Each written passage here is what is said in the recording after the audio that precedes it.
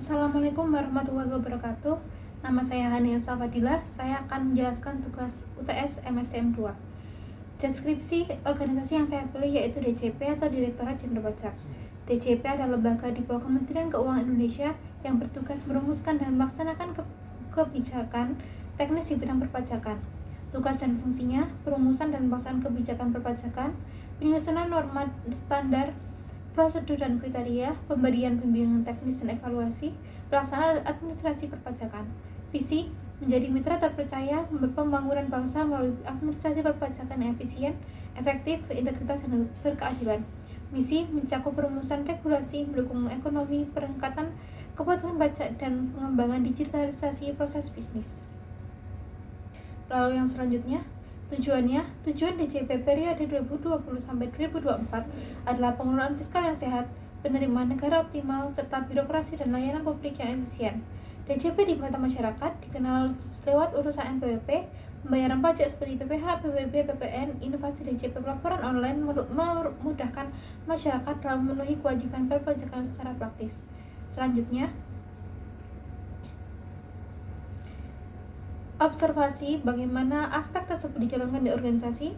Sistem penggajian DJP bersifat terpusat, mengikuti regulasi Kementerian Keuangan dan BKN, serta menggunakan sistem digital seperti SAPK, SPAN, dan SIKA. Pembayaran dilakukan secara otomatis melalui rekening bank pegawai setiap bulan. Selanjutnya,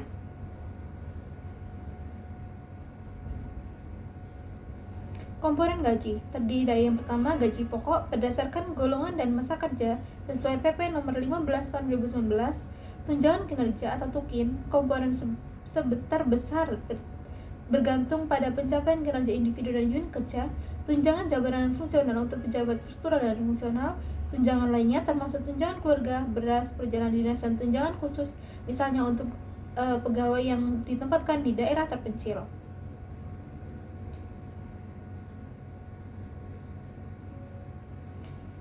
Proses administrasi dan pembayaran yang pertama dikelola oleh Badan Pengelola Keuangan dan Kepegawaian Unit Kerja dengan otorisasi pencairan melalui KPPN. Kedua, bendahara pengeluaran dan BKO terlibat dalam perhitungan dan administrasi.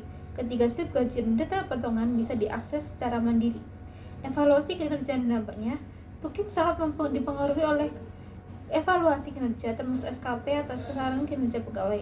Berlaku sistem reward dan punishment di mana kinerja rendah dapat menurunkan TUKIN. Transparansi dan digitalisasi. DJP sudah menerapkan digitalisasi penggajian dengan baik. Pegawai dapat memantau rincian gaji secara mandiri. Minim keluhan karena sistem transparan. Perbandingan dengan instansi lain, TUKIN DJP lebih tinggi karena merupakan instansi strategis penerimaan negara. Terdapat insentif tambahan bagi pegawai yang menangani tugas berat seperti penagihan dan pemeriksaan.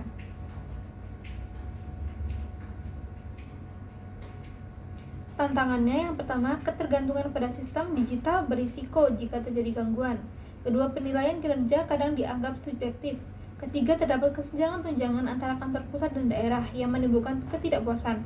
Keempat, verifikasi data kenaikan pangkat bisa memakan waktu yang lama. Analisis kelebihan dan kekurangannya berdasarkan teori atau praktik MSDM yang telah dipelajari. Kelebihannya yang pertama, mengikuti struktur gaji PNS, menjamin kepatuhan dan keadilan prosedural justice, termasuk gaji pokok, TUKIN, keluarga, dan BPJS memenuhi kebutuhan dasar Maslow hierarki. Tunjangan kinerja berbasis target, penerimaan pajak, teori motivasi melalui reward, penghindaran disparitas gaji antar pegawai selevel, equity teori.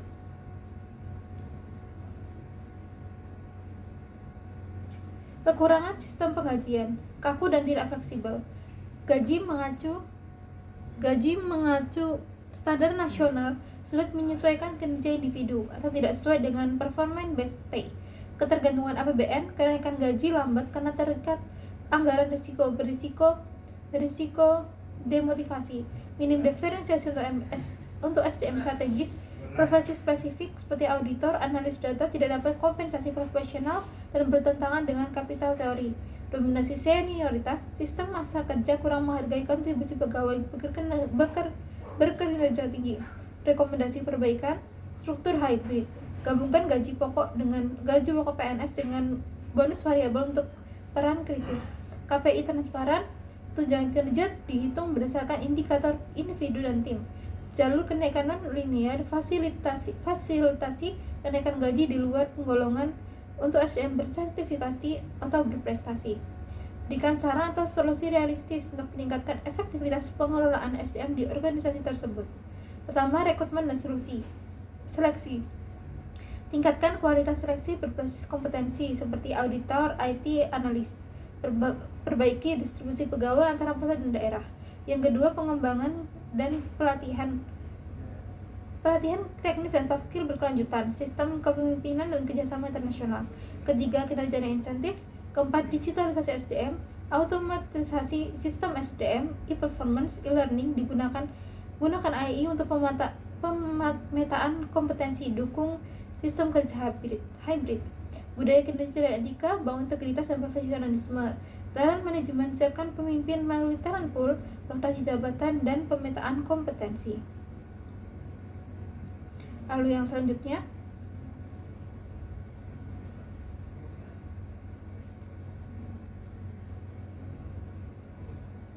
evaluasi dan monitoring, survei pegawai, forum diskusi, benchmarking, uji coba kebijakan lewat pilot project, dan pemantauan KPI.